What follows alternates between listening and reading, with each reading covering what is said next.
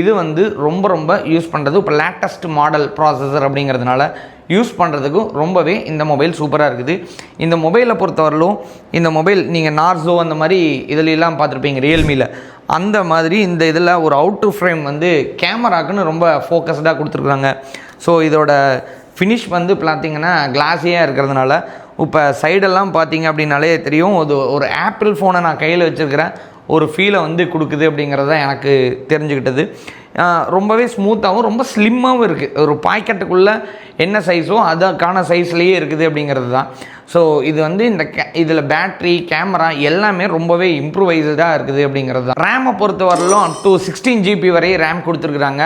Extended up to 1 TB வரையும் இதில் use பண்ண முடியும் அப்படின்னு சொல்லியிருக்கிறாங்க. இதில் வந்து 2 வேரியண்ட்டில் இந்த மொபைல் வந்து வருது. ஒன்று வந்து 12256 அப்படிங்கிறதுலையும் 12 GB ரேமும் 256 வந்து கெப்பாசிட்டிலையும், அடுத்தது 16 GB ரேமும் 512 கெப்பாசிட்டிலையும் கொடுத்துருக்குறாங்க. இது ரொம்ப நியூ ஒன்று. ஏன்னா எல்லா மொபைல்ஸ்லேயும் இப்போ ரீசெண்டாக வந்து எல்லா மொபைல் நம்ம ரிவ்யூ பண்ணும்போது 8 GB பார்த்துருக்குறோம், 12 GB ரேம் பார்த்துருக்குறோம். ஆனால் இது மட்டும்தான் 12 GB 16 GB